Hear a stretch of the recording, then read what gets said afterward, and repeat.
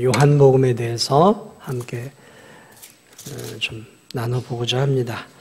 자, 예수님의 생애를 기록한 책은 4권이죠. 마태, 마가, 누가, 요한. 언뜻 보면 이제 마태, 마가, 누가는 이 비슷한 내용들이 참 많이 나와요. 기적들이나 사건들이 비슷한 내용들이 많이 나와요. 그런데 요한복음을 읽어보시면 알겠지만 요한복음은 이 세 복음서하고는 상당히 다른 관점으로 책을 기록해 놨어요. 그래서 이 마태, 마가, 누가를 같은 관점으로 썼다 그래서 공관복음이다 그래요. 공통된 관점으로 썼다. 그래서 공관복음, 마태, 마가. 그래서 제가 지난 시간에도 말씀을 드렸지만 제일 먼저 쓰여진 복음서는 마가복음이에요. 짧아요. 16장으로 짧아요. 그리고 이 마가복음을 중심으로 이제 경험한 이제 마태가 마태복음을 쓰고, 그 다음 누가복음을 쓰고, 이 요한은 이 세 복음서를 아마 다 보았던 것 같아요. 이 세 복음서를 보고 이제 이 세 복음서에서 조금 미비한 부분들, 예수 그리스도에 대한, 요한이 누구입니까? 예수 그리스도의 가장 사랑을 많이 받은 제자였단 말이죠. 3년 동안 예수님과 함께 동고동락을 하고 예수님의 사랑을 많이 받았던 제자예요. 또 그 제자가 예수 그리스도의 어떤 분이신지를 이 세 복음서하고는 조금 더 다르게 기록을 해 놓았어요. 그래서 그게 이제 뭐냐? 요한 복음인 것이죠. 그래서 오늘 이 요한 복음이 그러면 세 복음서하고는 어떤 차이가 있는가? 그런 것들을 좀 살펴봐야 되겠죠? 자, 먼저 이 세 복음서와 어떤 차이들이 있는지를 함께 좀 살펴보도록 하겠습니다. 자, 이 마태, 마가, 누가는 예수님이 예루살렘으로 올라가는 것을 딱 한 번 기록해 놨어요. 그러니까 유월절 때 올라가는, 유월절은 우리가 알고 있는 것처럼 출애굽했던 그 사건이잖아요. 그 이스라엘 백성들의 가장 큰 절기예요. 1년에 한 차례거든요. 그리고 이 마태, 마가, 누가, 요한만, 마태, 마가, 누가복음만 보면 한 차례 올라가요. 그런데 요한복음을 보면 3차례를 올라갔어요. 유월절 때. 그래서 우리가 무엇을 알게 되냐? 아, 예수님이 최소 3년을 사역하셨구나 라는 사실을 이 요한복음을 통해서 알게 되는 것이죠. 자, 그 다음에 이 예수님의 이 사역의 장소도 마태, 마가, 누가는 예수님이 이 갈릴리 지방을 중심으로 했던 사역을 대부분 기록해 놓고 마지막 이제 이 유월절 때 올라가셔서 일주일 동안 사셨던 삶을 기록해 놓았으니까 거의 대부분의 기적과 이적들이 갈릴리 지역을 중심으로 일어난 일이에요. 그런데 이 요한복음은 그렇지가 않아요. 3번 유월절 때 올라갔기 때문에 갈릴리 지방, 예루살렘, 갈릴리 지방, 유대, 갈릴리 지방, 예루살렘 이런 식으로 교차적으로 이 예루살렘 안에서 일어났던 사건들을 상당히 많이 기록해 놔서 이 마태, 마가, 누가하고는 또 다른 예수님이 이 예루살렘에서 많은 일들을 하셨다라는 것들을 이 요한복음을 통해 우리가 알 수 있는 것이죠.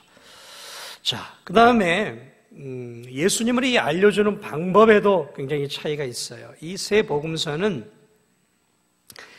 예수님의 말씀과 기적을 먼저 다 기록해놔요.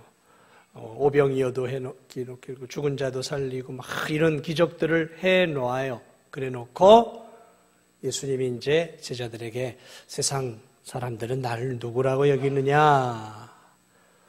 뭐 엘리야요, 뭐 예레미야요 이렇게 얘기를 하죠. 그럼 너희는 나를 누구라고 여기냐? 그러자 이 베드로가 주는 그리스도시요 살아계신 하나님의 아들입니다 해서 예수님을 이렇게 연역적이라고 해야 되나요? 귀납적이라고 해야 되겠죠.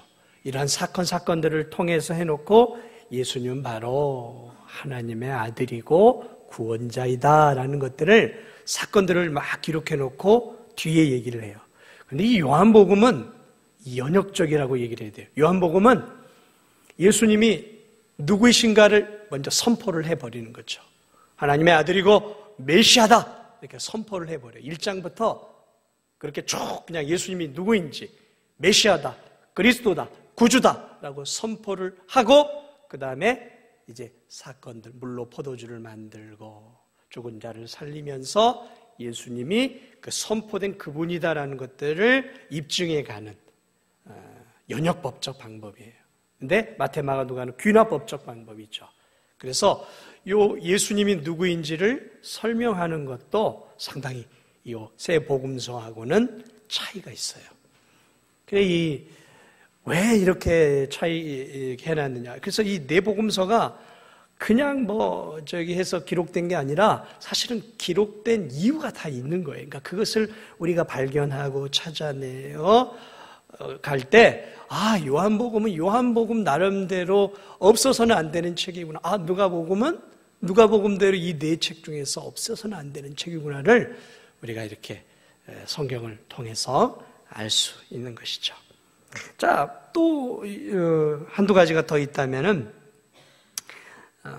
마태, 마가, 누가복음에 나오는 90%의 내용이 요한복음에는 없어요.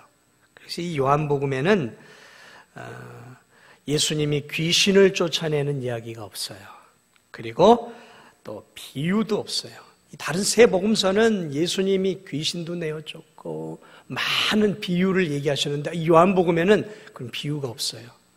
또 귀신도 내어쫓지 않아요. 요한복음에는. 그리고 이제 표적이라고 하는, 다시 말하면 하나님의 아들이라는 증거가 되는 9가지의 표적만이 나와요. 자, 그 다음에 이 요한복음에는 아까도 말씀드렸지만 가장 나중에 쓰여졌잖아요. 그러니까 마태, 마가, 누가에서 다 설명해 놓은 부분들은 좀 빼버려요. 그래서 어떤 부분들을 빼버리냐면 예수님의 탄생, 또 예수님의 세례받고 광야에서 시험받고 또 예수님의 어떤 성찬을 제정하는 이런 부분들은 싹 빼버려요. 왜? 마태, 마가, 누가에서 다 나와 있으니까 그런 부분들은 빼버리고 예수 그리스도가 어떤 분이신가에 초점을 두고 예수님의 그 그리스도, 예수님의 신성 부분을 아주 강조를 하고 있다는 것이죠. 자, 그러므로 이 요한복음은 굉장히 이 사복음서에서 우리가 먼저 사실은 읽어와도 좋을 대단히 중요한 내용들이 굉장히 많이 있습니다. 그래서 이 요한복음을 그래서 성도들에게도, 예를 들어서 초신자들에게도 요한복음을 먼저 보면 예수님이 어떤 분이신지를 더 선명하게 알 수 있는 것이죠. 선명하게.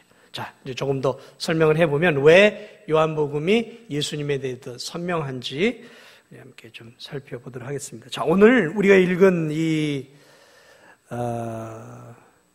20장 30, 31절 이게 이제 요한복음이 기록된 목적이에요. 그래서 이 복음서가 기록된 목적들이 있잖아요. 요한복음도 아주 명쾌하게 요한이 이 복음서를 내가 기록해 놓은 목적을 설명해 놔요. 31절을 한번 보세요. 다시 한번 20장 31절. 오직 이것을 기록함은 너희로 예수께서 하나님의 아들 그리스도이심을 믿게 하려 함이요. 얼마나 명쾌합니까? 이 책을 기록한 이유는 나사렛 예수가, 그렇죠. 나사렛 예수가 누구라는 거예요? 사실은 하나님의 아들, 신이시라는 것이죠. 신이시고 하나님의 아들이시고 그리스도, 메시아라는 거죠. 메시아. 히브리어 말로는 메시아라는 말이에요. 이 그리스도이심을 믿게 하려 함이요. 그래서 너희로 예수님을 믿고 그 이름을 힘입어 뭘 얻게 하려고요? 생명을, 영생을 얻게 하려 함이니라. 이 한 구절 속에 사실은 어떻게 보면 성경 66권의 진리가 어떻게 보면 이 한 구절 안에 다 들어가 있는 거 아닙니까? 예수님이 누구이신지, 어떤 일을 하셨는지, 그리고 이 예수님을 믿을 때 우리에게 주어지는 것이 무엇인지. 그래서 이 20장 31절을 중심으로 사실은 이 요한복음이 기록이 되어 있는 거예요. 이 21절을 나눠 놓고 21절을 설명하고 있는 게 1장부터 21장까지의 내용이라고 보면 정확하게 맞습니다. 그래서 이 31절을 통해서 이제 요한은 이제 요한복음 1장부터 21장까지 크게는 이제 세 가지를 이야기를 하고 있어요. 예수님이 누구이신가? 그 부분을 설명을 이제 이 책에서. 여기서 예수께서, 여기서는 답이 벌써 나왔죠. 하나님의 아들 그리스도라는 거죠. 그것을 이제 성경 요한복음을 통해 전체적으로 쭉 얘기하는 거죠. 예수님은 하나님의 아들이시고, 그리고 그리스도, 메시아, 구원자다라는 사실이죠. 얼마나 명쾌합니까? 자, 그런 부분들이 이제 아까도 제가 말씀을 드렸지만 1장부터 예수님이 누구인가? 마태, 마가, 누가는 예수님의 사건들을 쭉 기적들을 그렇게 기록하면서 예수님이 어떤 분이신지를 성도들이 읽는 독자들이 추측을 하면서 뒤에 이제 결정적으로 이렇게 결정타를 때린다면 요한복음은 1장부터 예수님이 누구인지를 완전히 드러내고 있어요. 그래서 우리가 잘 알고 있는 것처럼 이 요한복음을 시작할 때 1절부터 뭐라고 얘기하냐면 태초에 말씀이 계시니라 이 말씀이 하나님과 함께 계셨으니 이 말씀은 곧 하나님이시니라 하면서 이야기를 해요. 이 말씀이 뭐예요? 할 때 이거를 예수님으로 대입을 해보면 이렇게 되죠. 태초에 예수님이 계시니라. 이 예수님이 하나님과 함께 계셨으니 이 예수님은 곧 하나님이시라. 그가 태초에 하나님과 함께 계셨고 이 말씀이라는 단어를 예수님으로 바꾸면 완벽하게 해석이 쭉 되어버리는 거예요. 자, 그러니까 태초부터 계셨던 말씀, 그분이 누구예요? 예수님이라는 거예요. 예수님이 태초부터 계신 분이라는 거예요. 그리고 그분이 누구와 함께 계셨어요? 하나님과 함께 계셨다라는 거예요. 하나님과 함께 계셨고 만물이 그를 통해서 만들어졌다는 거죠. 지은 것이 하나도 예수님 없이는 된 것이 없었다는 거예요. 그래서 창세기에 보면 하나님이 천지를 창조하실 때 사실은 그때 누구도 함께 계셨어요? 요한복음을 보니까 예수님도 함께 계셔서 함께 창조하신 성자 하나님이시구나를 알 수 있는 것이죠. 그 안에 생명이 있었으니 예수님 안에 생명이 있는 거예요. 생명이. 왜 우리가 예수님을 믿어야 생명을 얻을 수 있느냐? 예수님이 생명이니까 예수님을 우리가 믿을 때 우리에게 뭐가 생기는 거예요? 영원한 생명을 갖게 되는 거잖아요.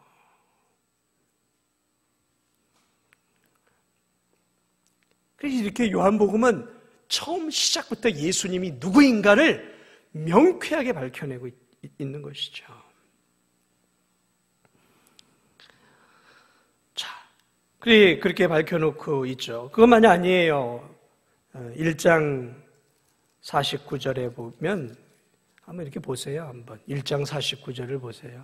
1장부터 예수님이 누군가를 1장 49절을 보면 나다나엘이에요. 나다나엘이 예수님이 그가 저 무화과 나무에서 고민하고 있었던 것들을 보시고 네가 거기 있었지 않느냐? 그러니까 나다나엘이 49절에서 나다나엘이 대답하여 라비여 당신은 하나님의 아들이시여 당신은 이스라엘의 임금이로소이다. 이 나다나엘이 벌써 1장부터 예수님이 어떤 분이신지를 그의 입술로 고백하고 있다. 당신은 하나님의 아들이요 당신은 이스라엘의 임금이로소이다. 얼마나 명쾌하게 이야기하고 있습니까? 요한복음 10장 30절을 보면 예수님이 뭐라고 얘기하냐면 나와 아버지는 하나이니라. 예수님이 돌을 맞으려고 했던 이유가 여기에 있어요. 나와 하나님은 하나이니라. 이게 그러니까 이 이스라엘 이 권력자들이나 이 제사장들이나 이게 이해가 안 되는 거예요. 신성모독이다. 죽여야 된다. 예수님이 돌을 맞으려고 했던 이유가 바로 이런 구절 때문에 나와 아버지는 하나이라. 동등한 하나님이심을. 아버지를 보여주었으면 좋겠다고 하니까 요한복음 14장 7절에 뭐라고 얘기해요? 너희가 나를 알았더라면 내 아버지도 알았으리라. 그리고 9절에서 나를 본 자는 아버지를 보았거늘 어찌 하여 아버지를 보이라 하느냐. 어이, 이게 무슨 말이에요? 네? 여러분, 누가 이렇게 말할 수 있냔 말이에요. 네? 나를 본 자는 누굴 봤다고요? 아버지를 보았다라는 거예요. 나를 보면 어떻게 아버지를 나에게 보여달라고 하느냐. 나와 아버지는 하나이니라라는 거죠. 예수님은 스스로, 이 요한복음에 보면 예수님은 스스로 자신이 누구이신지를 너무 명쾌하게 드러내고 있죠. 그것만이 아니죠. 하나님이시다라는 것을 보여주고 있고, 그 다음에 예수님이 또 메시아다라는 것들을 계속해서 강조하고 있죠. 그래서 1장에서도 보면 세례 요한이 예수님을 보고 29절에 이렇게 얘기합니다. 1장 29절을 보세요. 세례 요한이 예수님을 뭐라고 하고 있냐면, 보라, 세상 죄를 지고 가는 하나님의 어린 양이로다. 세상 죄를 지고 가는 하나님의 어린 양이로다. 메시아라는 얘기예요. 이사야가 말하고 있는 그 메시아다. 그렇게 얘기를 하고 있고, 1장 41절에 보면 베드로의 동생 안드레가 뭐라고 얘기하고 있냐면, 베드로에게 전도를 합니다. 그리고 데리고 예수께로 오니 41절에 보면 그가 먼저 자기의 형제 시몬을 찾아 말하되 우리가 메시아를 만났다. 형에게 전도를 하는데 뭐라고 전도를? 형, 우리가 구약에서 그토록 계시하셨던 그리스도 메시아를 형 내가 만났어 라고 얘기하고 있는 거예요. 메시아다라는 거죠. 예수님을 메시아라고 말하고. 4장으로 넘어가면 그 사마리아 여인이, 우물가의 사마리아 여인이 예수님을 만나게 되죠. 예수님이 하신 말과 행동을 보고 그가 메시아인 것을 알고 그녀가 물동이를 버려두고 동네 사람들에게 뛰어가면서 뭐라고 얘기했냐면, 내가 행한 일을 내게 말한 사람을 와서 보라. 이는 그리스도가 아니냐. 이 사마리아 여인이, 공허한 사마리아 여인이 예수님을 만남으로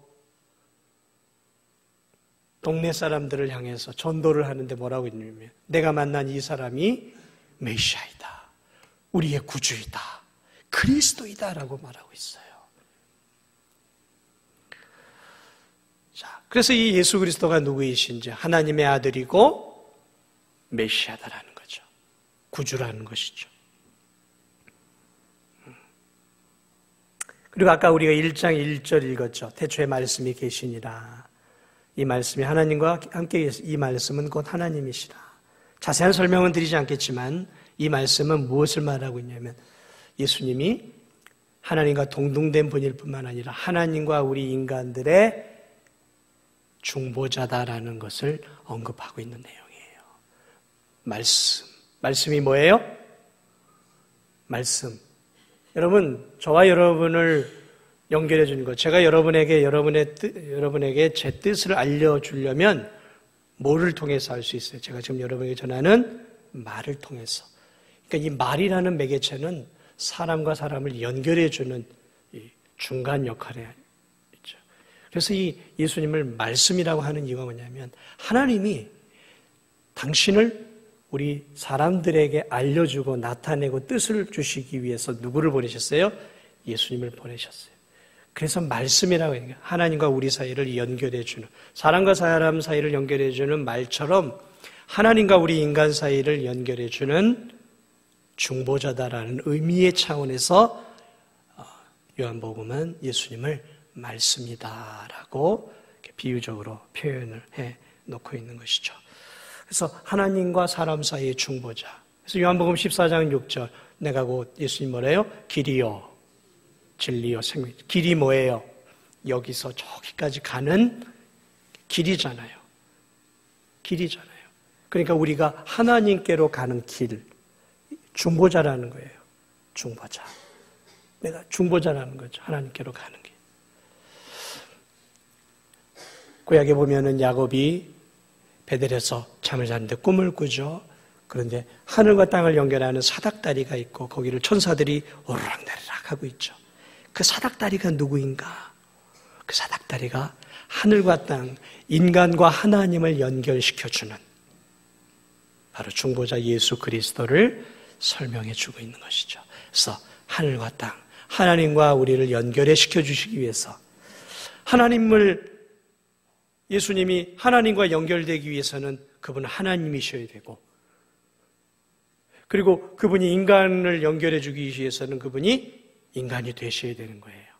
그러므로 요한복음은 예수님은 하나님이시고 완전한 인간이 되셔서 하나님을 연결시켜주고, 또 인간이 되셔서 우리를 연결시켜 주셔서 하나님과 우리를 연결해주는 사닥다리가 되셔서 우리로 하여금 하나님께로 갈 수 있는 사다리, 길을 만들어 주셨다는 것이죠.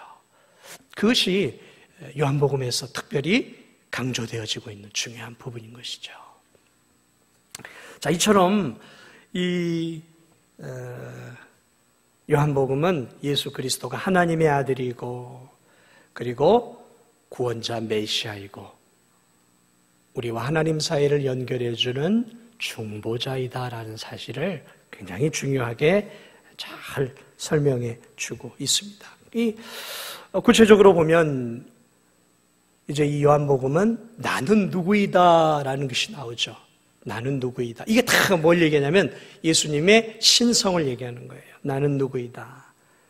자, 뭐가 있어요? 예수님이 나는 누구이다 할 때 나는 생명의 떡이다. 6장에 나오죠. 나는 세상의 빛이다. 나는 양의 문이다. 나는 선한 목자다. 나는 부활이요 생명이다. 나는 길이요 진리요 생명이다. 나는 포도나무요 너희는 가지라. 이 다 뭘 얘기하고 있습니까? 나는 하나님이다라는 걸 강조하고 있는 거예요. 하나님이다. 나는 누구이다. 구약으로 넘어가면 하나님이 자기 자신을 뭐라고 얘기하겠어요? 나는 스스로 존재하는 자다. 그게 뭐예요? 여호와, 야훼. 하나님이 자기 자신을 그렇게 표현을 했거든요. 나는 스스로 존재하는 자다. 야훼, 여호와. 신약으로 넘어오면 하나님이 자기 자신을, 하나님의 아들이 자기 자신을 뭐라고 비유적으로 표현해요? 나는 길이요 진리요 생명이다. 나는 양의 문이다. 나를 통해 구원을 얻을 수 있다는 거죠. 나는 생명의 떡이다. 나를 믿어야 구원을 얻을 수 있다. 나는 포도나무여 너희는 가져. 내가 너희들에게 생명을 주는 자이다. 나는 선한 목자다. 나는 너희들을 보호하고 인도하는 하나님이다. 이 나는 누구다라는 것들을 통해 예수님의 신성을 본인이 다 드러내셨단 말이죠.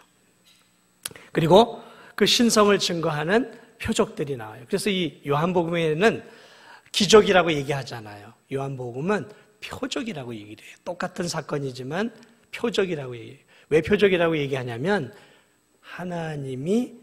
예수님이 하나님이시다라는 것을 증거하는 기적이기 때문에, 그래서 요한복음에서는 그것을 표적이라는 단어를 써요. 우리가 알고 있는 것처럼 물로 포도주를 만드시고, 왕의 신하의 아들을 고치고, 병자를 고치고, 오병이의 5,000명을 먹이시고, 무리를 걷고, 태어나면서 소경된 자를 고치고, 죽은 나사로를 살리는 이것들이 예수님의 신성을 나타낸다는 거죠. 예수님의 신성. 그래서 구체적으로 다 설명을 드리기는 뭐하지만 죽은 나사로를 살리는 것들을 통해서 예수님의 죽음을 초월하시는 그런 분이심을, 소경된 자를 고쳐주심으로 하나님은 질병을 치료하는, 질병을 초월하신 분이시고, 무리를 걸으심으로 하나님은 초자연적인 자연을 초월하신 하나님이시고, 오병이어로 5,000명을 먹이심으로 양을 초월하시는 분이시고, 병자를 고침으로 38년 된 병자로 시간을 초월하시고, 왕의 신하의 아들을 통해 공간을 초월하시고, 물을 포도주로 바꾸는 이 질을 변화시키는, 질을 초월하시는 초월적인 존재라는 것들을 이 사건들을 통해서 보여주고 있는 거죠. 예수님이 하나님이시다라는 것들을 요한복음은 이러한 표적들을 통해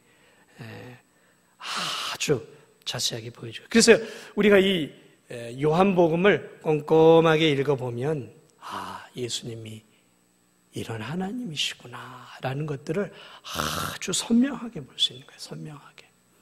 그래서 이제 초신자들이나 믿음이 약한 사람들이 사실은 많이 읽어봐야 할 성경책이 있다면 이 요한복음을 이렇게 읽어보면 예수님에 대해서 너무 선명하게 배울 수 있는 것이죠. 자, 그 다음에 이 요한복음이 강조하고 있는 것들이 무엇이냐면 믿음이 뭔지를 아주 잘 설명해 놓고 있어요. 믿음이 무엇인가? 믿음. 그래서 이 요한복음에는 믿는 자들과 믿지 않는 자들이 극명하게 갈리고 있는 것들을 보게 되는데, 믿지 않는 사람들.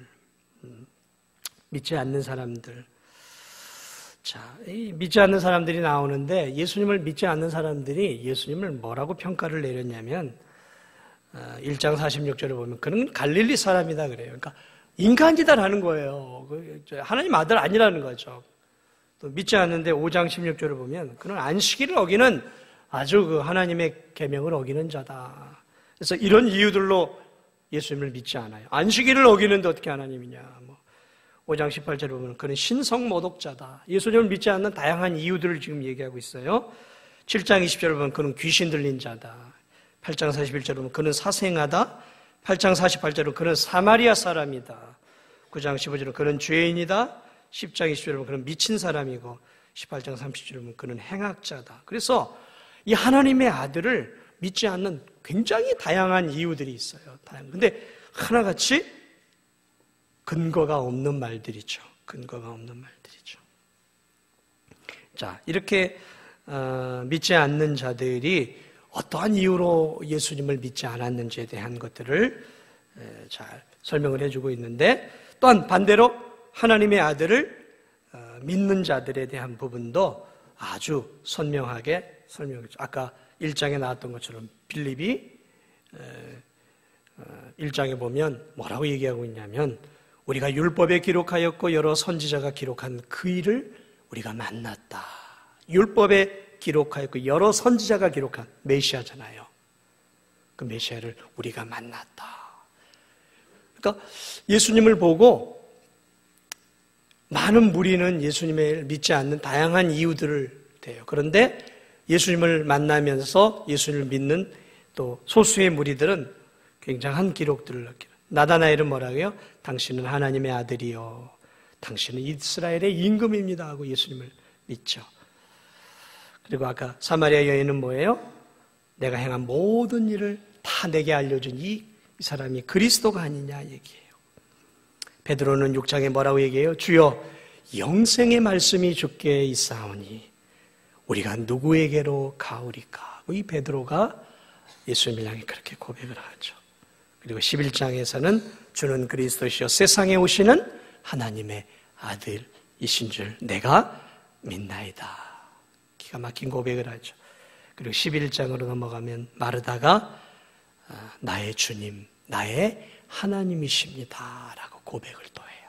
자, 이처럼 예수님에 대해서 믿지 않는 사람들도 있었지만 특별히 이 요한복음에 보면 예수님을 만난 사람들이 예수님에 대해서 어떻게 고백하는지를 살펴보는 것도 굉장히 중요합니다. 굉장한 깊이 있는 예수님에 대한 고백들을 그들이 하고 있는 모습들을 바라볼 수 있는 것이죠.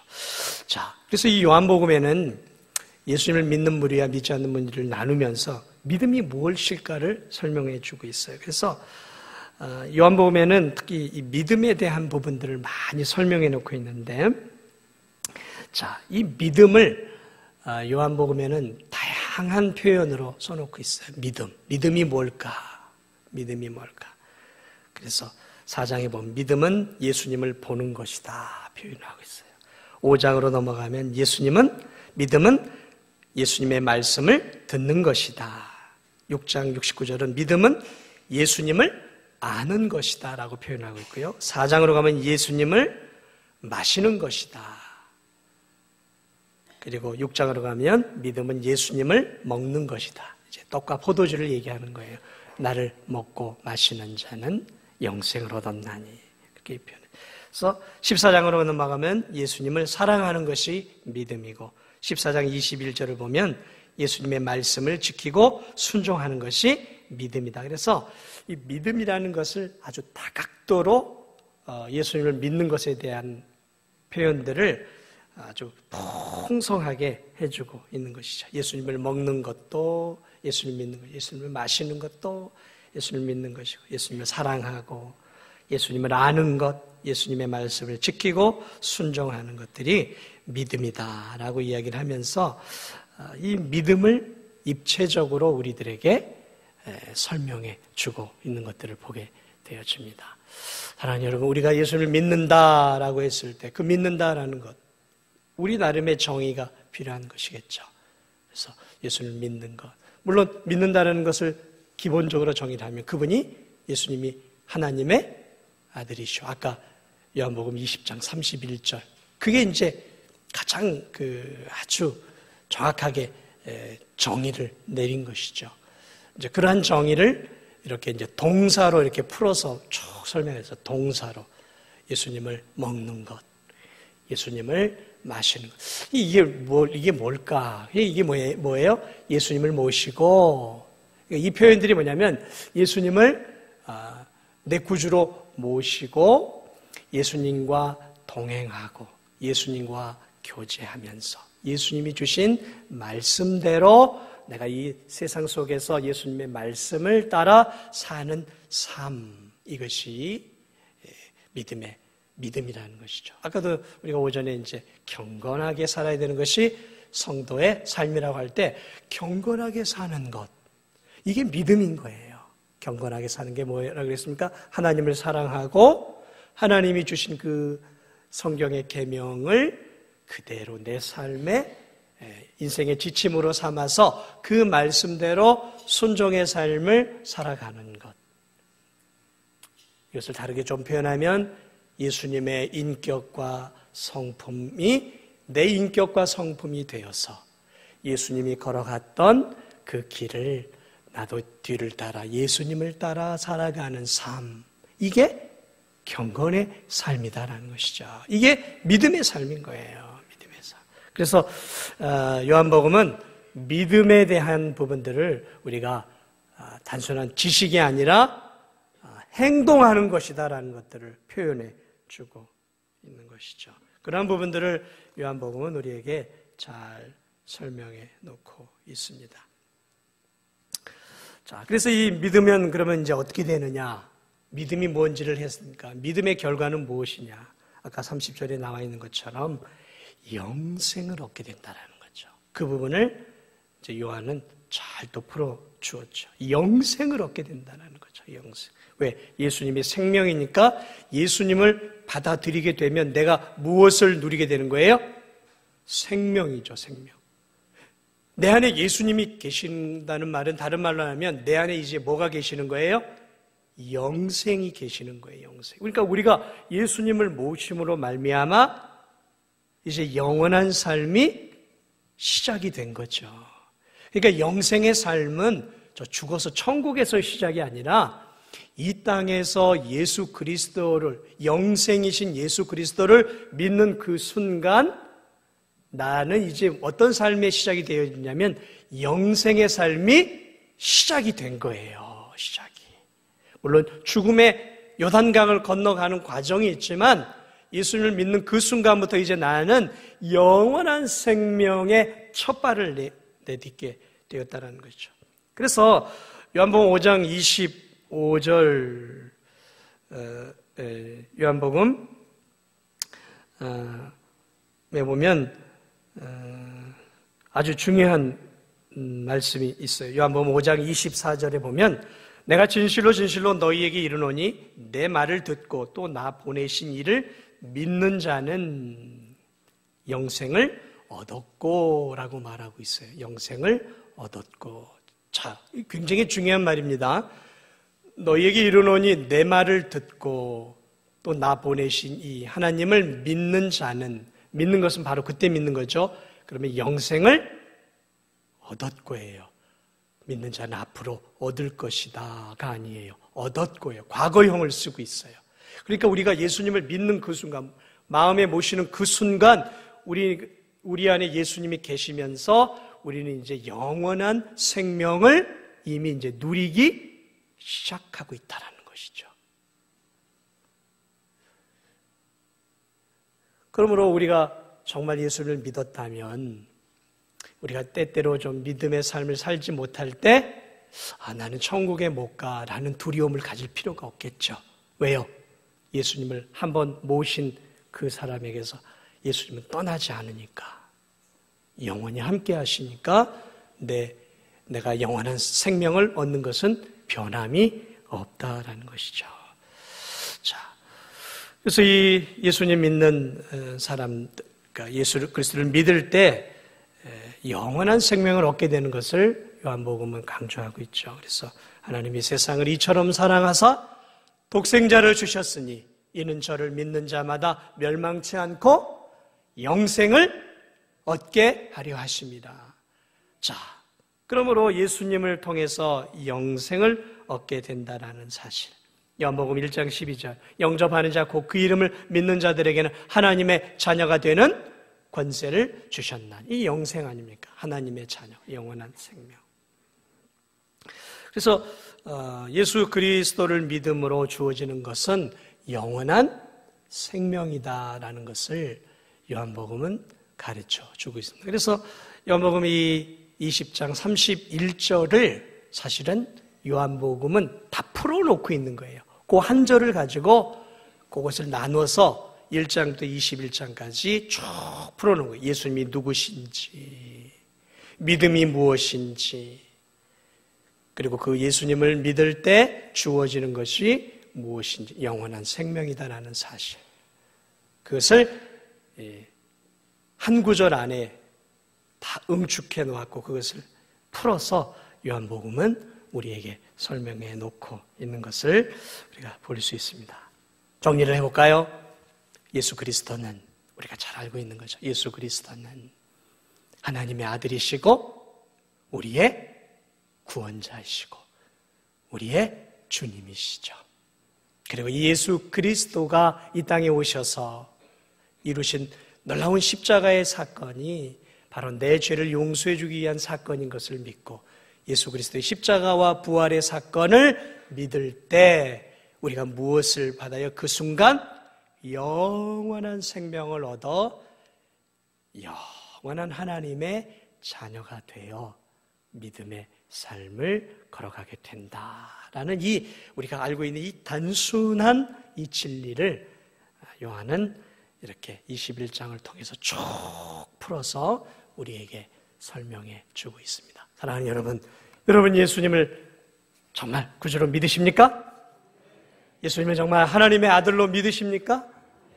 그러면 하나 더 질문을 드리겠습니다. 정말 여러분은 그러면 영생을 얻으셨습니까? 아직은 모르겠어요. 영생을 내가 얻었는지 안 얻었는지. 예수님을 믿는 그 순간 예수님이 영생이시니까 예수님을 믿는 그 순간 우리에게 뭐가 있다고요? 영생을 얻었나니. 얻은 거예요. 앞으로 얻을 게 아니라 얻은 거란 말이죠. 이 사실을 잊지 마세요. 이 사실을 잊지. 영생을 얻었나니. 우리가 영원한 하나님의 자녀가 되었다는 이 놀라운 진리를 우리가 기억하면서 영생을 얻기 위해 경건한 삶을 사는 것이 아니라 영생을 얻었기에 하나님의 자녀가 되었기에 우리가 하나님의 자녀다운 믿음의 삶, 경건의 삶을 또 올 한 해도 기쁨으로 잘 걸어갈 수 있는 저와 여러분들이 되시고 또 올 한 해 우리 선교의 사역들을 또 기쁨으로 함께 잘 감당하는 우리 성도들이 되시기를 주님의 이름으로 축복을 드립니다.